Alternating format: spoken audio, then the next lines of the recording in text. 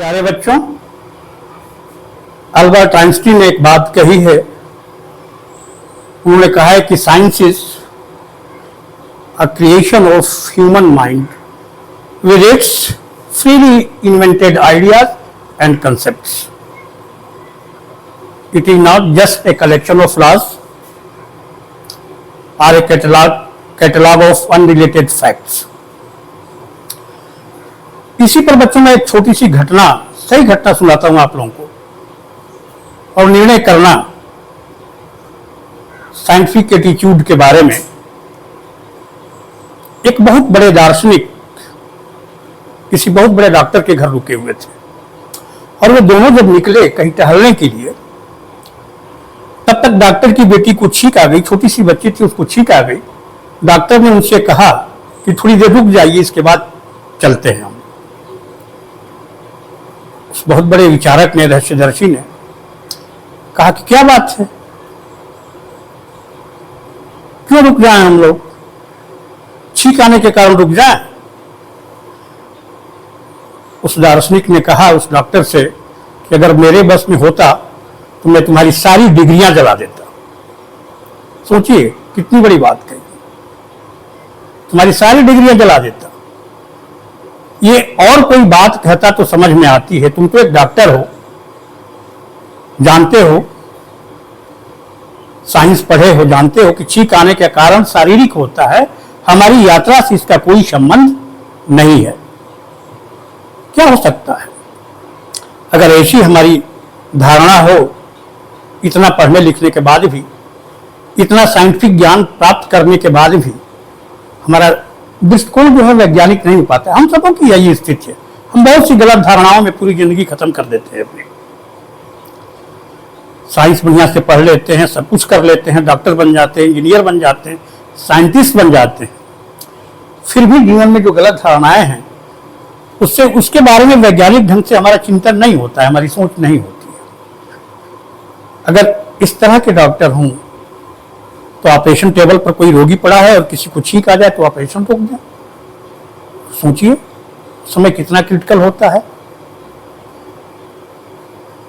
क्षण भर में व्यक्ति की जान जा सकती है।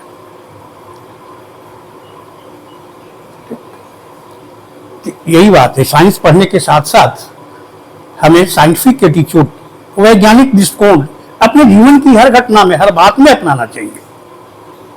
ये जरूरी है, चाहे परीक्षा की तैयारी हो या कोई भी बात हो, जीवन के हर फील्ड में हमारा अप्रोच साइंटिफिक होना चाहिए। तो बच्चों, आज हम लोग साइंस की बात करेंगे। साइंस क्या है?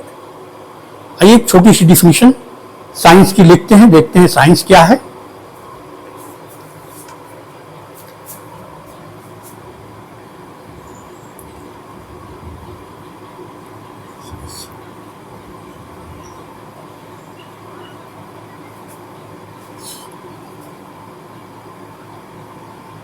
The knowledge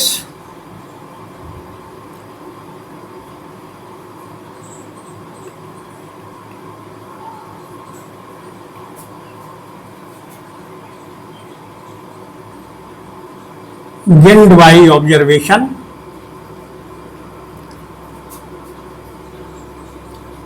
observations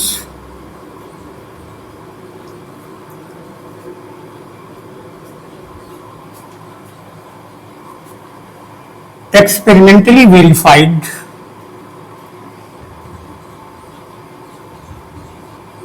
mentally verified. The knowledge gained by observations experimentally verified and systematically organized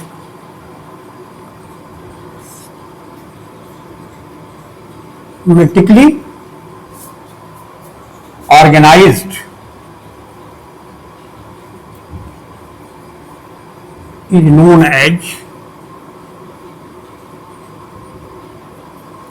science. Hindi में इसे कह सकते हैं प्रेक्षणों पर आधारित क्रमबद्ध ज्ञान को विज्ञान कहते हैं। Knowledge based on observations, science का सारा ज्ञान न्यूटन ने सेब को गिरते हुए ऑब्जर्व किया और ग्रेविटी का नियम दे दिया। बोलिए,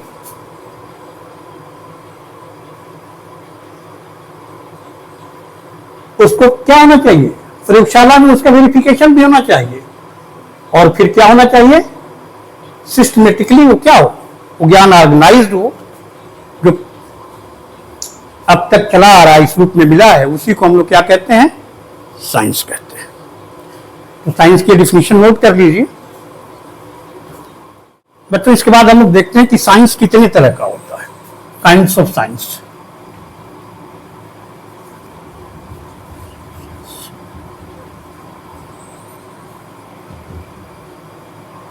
Science has been mainly divided into two parts. First, physical science,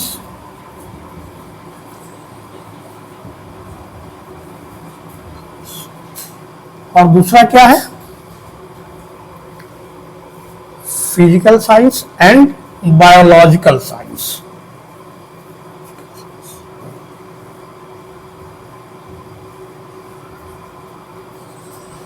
Physical science, it deals with the study of, it deals with non-living things, जिसमें हम निर्जीव वस्तुओं के बारे में अध्ययन करते हैं। बायोलॉजिकल, बायो प्रीफिक्स, बायो मान जीव होता है, सजीव। नाम से ही स्पष्ट है, अपने से भी इसको समझ सकते हो। It deals with non living, living things.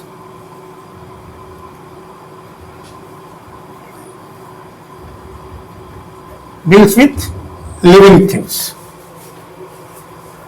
अब इस फिजिकल साइंस में क्या क्या आ जाता है? इसी में क्या आता है हमारा? Physics, chemistry,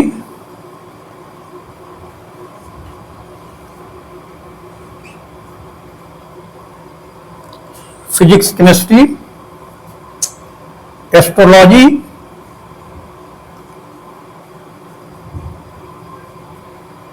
astronomy, etc. ठीक। तो बायोलॉजिकल साइंस में जानते हो तुम लोग, आता है जूलॉजी, बॉटनी, हिंदी में से क्या कहते हैं? जीव विज्ञान। बॉटनी वनस्पति विज्ञान,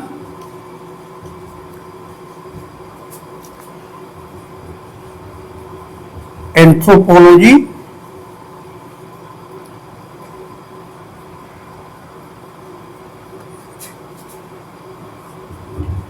इंटोमोलॉजी, etc।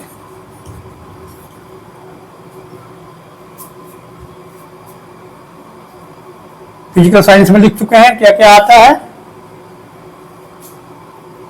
ठीक, इसको नोट कर लीजिए। इसके बाद आगे बढ़ते हैं। हाँ बच्चों, आगे बढ़ने से पहले एक बात है। बहुत बच्चे ऐसा सोचते हैं कि ये तो परीक्षा में आता नहीं है, क्या ध्यान देना है इस पर। तो आप बहुत बड़ी गलती करोगे।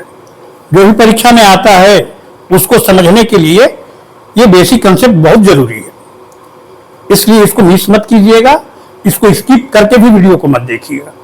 तो आइए आगे बढ़ते हैं। हम लोग बात करते हैं पहले फिजिकल साइंस की। फिजिकल साइंस,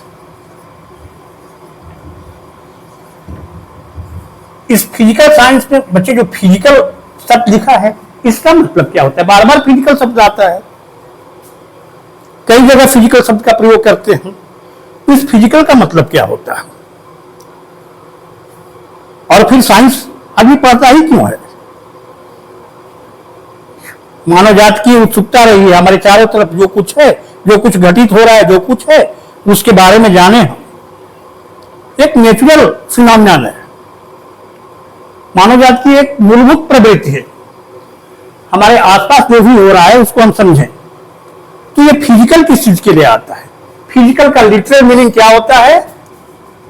फिजिकल का शाब्दिक अर्थ होता है भौतिक और शारीरिक।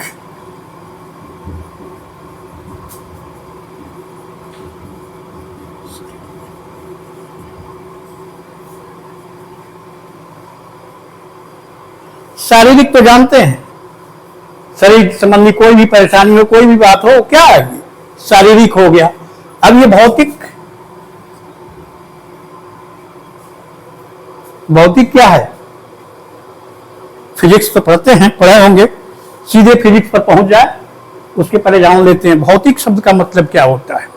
कहीं पर भी भौतिक शब्द आता है उसका अर्थ यही है कि वो चीज, उस चीज को क्या करते हैं, हमारी आंखों से या तो दिखाई दे, उसे स्पर्श कर सकें, उसे गंध द्वारा पहचान सके, उसे टेस्ट द्वारा पहचान सके, या त्वचा के द्वारा उसकी अनुभूति हो।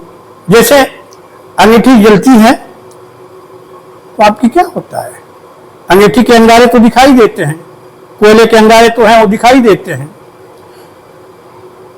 हीटर है आपका, जलता है तो कॉइल का रेड कलर दिखाई देता है, लेकिन आप तक जो गर्मी पहुंच रही है जिसका अनुभव करते हो आप अपनी त्वचा से, वो दिखाई नहीं देती है। तो फिजिकल शब्द का मतलब ये हो गया कि हमारे आसपास की सारी चीजें जिसे हम देख सकें, छू सकें, या जिनका हमारे जो सेंस ऑर्गन पांचों हैं उनके द्वारा हमें उनका अनुभव हो सके, उसे हम फिजिकल कहते हैं। फिजिकल का मतलब ये होता है जो हमारी आंखों के सामने दिखाई दे। मेन बात सबसे पहले तो आंखों के सामने दिखाई दे, जिसे स्पर्श कर सके हम, उसे हम क्या कहेंगे? फिजिकल कहते हैं। फिजिकल देखते हैं, एडजेक्टिव है, नहीं साइंस के पहले लगा हुआ है। इस पर आते ही इसके बाद हम लोग फिजिकल, हमारे चारों तरफ का पूरा जो इंटायर यूनिवर्स है, हम लोग के चारों तरफ जो यूनिवर्स है जिसमें बहुत सारी चीजों को हम लोग देखते हैं, कुछ चीजें दिखाई नहीं देती हैं, उनका अनुभव करते हैं, ठीक, उसे हम लोग क्या कहते हैं? फिजिकल वर्ल्ड कहते हैं। और किसी फिजिस्ट के लिए यह पूरा जो यूनिवर्स है केवल दो ही पार्ट में डिवाइड है, ओनली टू पार्ट्स। किसमें? मैटर और एनर्जी में। The entire universe is divided for a physicist only two parts, matter and energy. तो पहले हम तो डिफाइन कर लेते हैं थोड़ा सा, फिजिकल वर्ल्ड क्या है? Physical world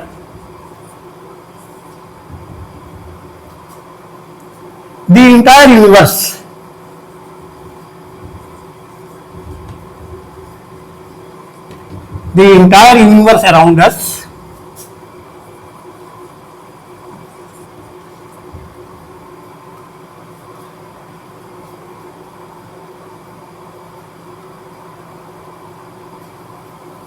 which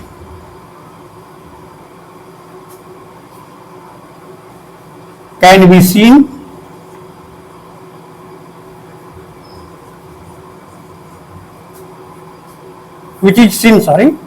which is seen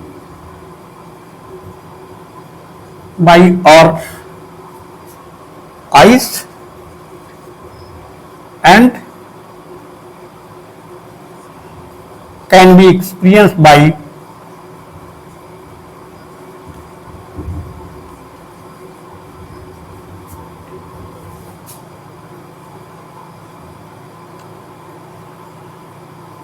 our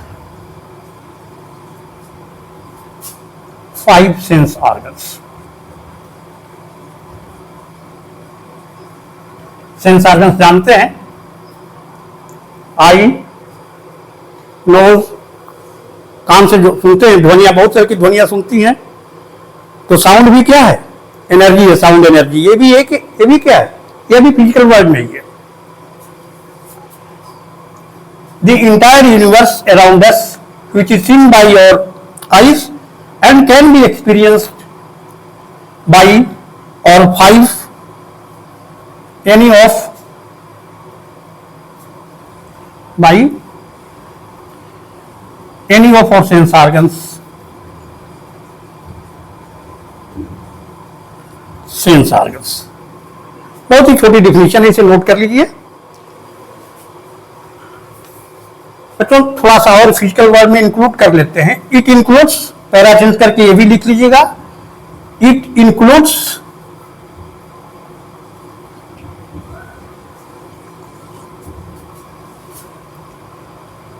everything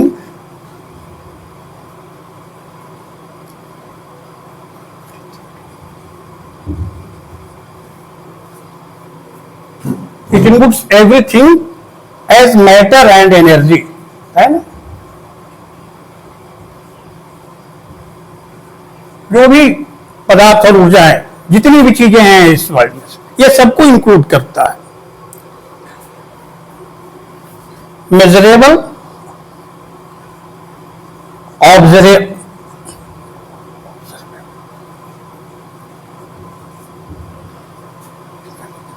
observable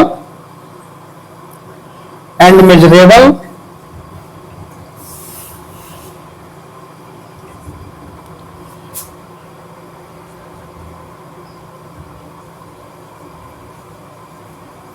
scientific laws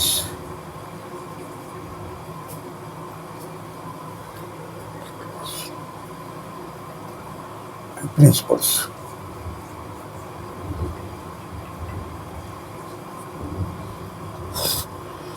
इस पर ध्यान दीजिए। It includes everything as matter and energy, observable and measurable.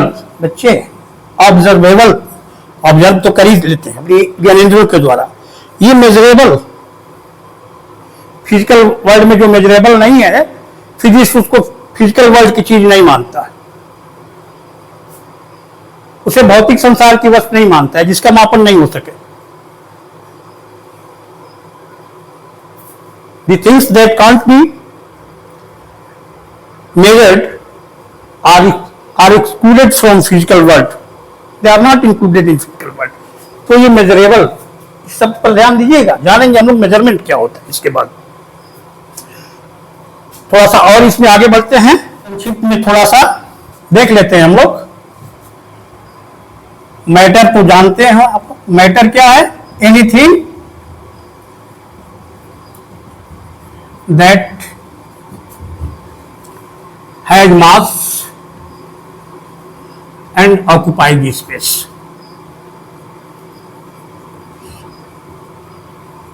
Space. Energy भी जानते हैं आप लोग, एनर्जी पढ़े होंगे पीछे के क्लास में। एबिलिटी और कैपेसिटी और capacity of doing work.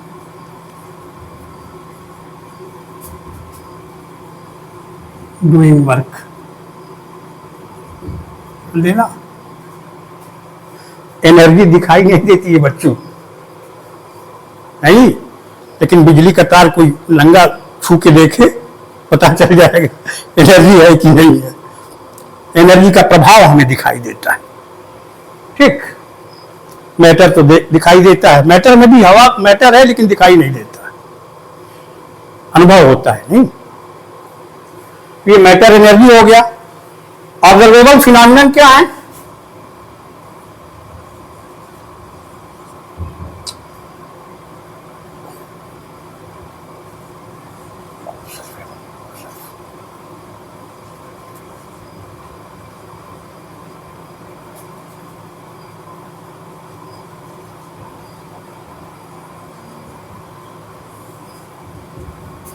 Heat है, heat, temperature,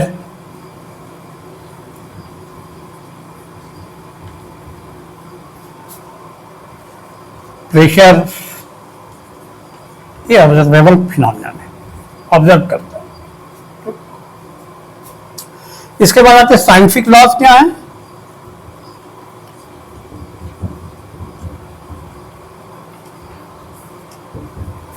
Newton's laws,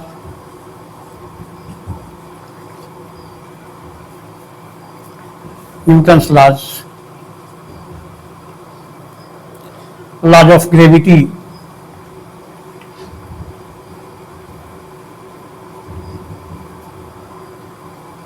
Newton's laws of motion, या ग्रेविटी भी क्या है, Newton's law of gravity,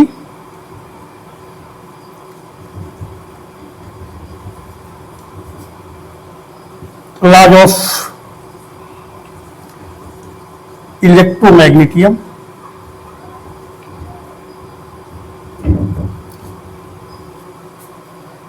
etcetera etcetera.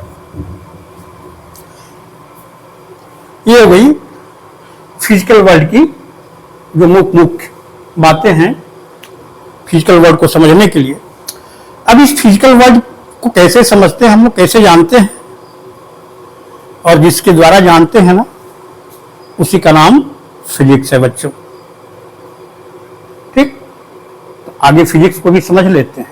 Physics ही वो माध्यम है जिसके द्वारा क्या करते हैं, हम इस फिजिकल वर्ल्ड को समझ सकते हैं। ठीक, नोट कर लीजिए इसको भी बच्चों। इसके बाद देखते हैं हम लोग, तो जानते हैं फिजिकल वर्ल्ड कितना, बताइए पूरा यूनिवर्स है हमारे, न्यूक्लियस की साइज से लेकर के गैलेक्सी की साइज तक। सोचिए, माइक्रोस्कोपिक डिस्टेंस से लेकर मैक्रोस्कोपिक, सूक्ष्मतम दूरियों से लेकर के बहुत ही विशालतम दूरियों तक, बहुत सूक्ष्म द्रव्यमान, इलेक्ट्रॉन के द्रव्यमान से लेकर के क्या हो गया पूरे यूनिवर्स के मास तक। सोचिए, लाइट को, न्यूक्लियस को क्रॉस, बहुत छोटी सी दूरी को क्रॉस करने में जो समय लगता है वो टाइम इंटरवल, और पूरे सन का जो है लाइफ टाइम है वो इतना विस्तृत क्षेत्र है। और ये सबका अध्ययन किसके द्वारा करते हैं हम लोग, फिजिक्स के द्वारा करते हैं। तो आइए समझ लेते हैं थोड़ा सा फिजिक्स क्या है।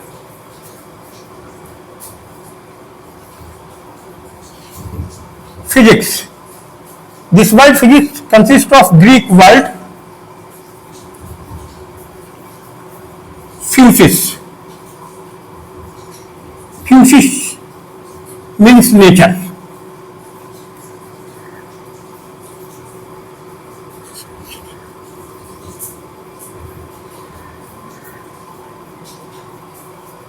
word physics consists of a Greek word physis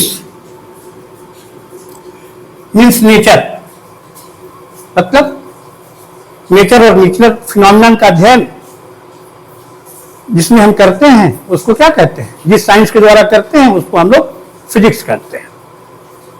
यही है the science which enables us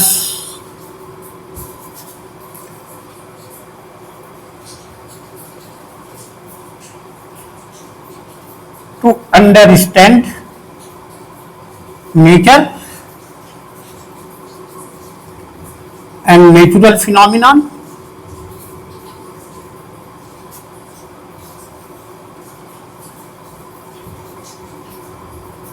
is called physics.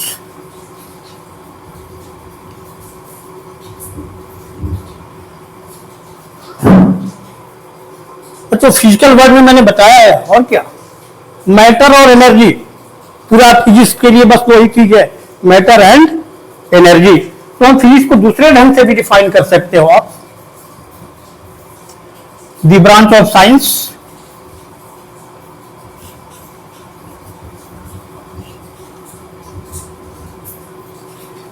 which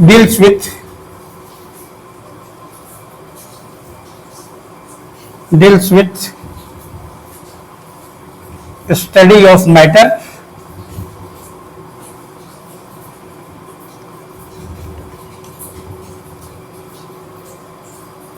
energy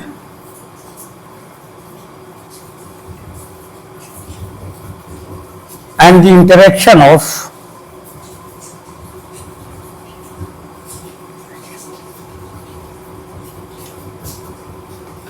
matter and energy.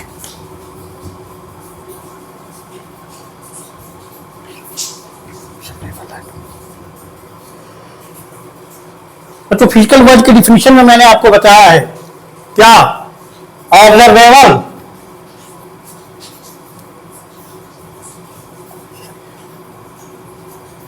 And measurable, and measurable भौतिक संसार में, फिजिकल वर्ल्ड में वे सभी चीजें जिनका निरीक्षण हो सके और जिनको मापा जा सके, इस पर बड़ी जोर है मेजरमेंट। इसके बाद बच्चों हम लोग समझेंगे मेजरमेंट क्या है, क्वांटिटी क्या है, फिजिकल क्वांटिटी क्या है, क्वांटिटी और फिजिकल क्वांटिटी में अंतर होता है क्या है, यूनिट क्या है। इसके बाद बच्चों हम नेक्स्ट वीडियो में इसके बारे में अध्ययन करेंगे। Okay, thank you.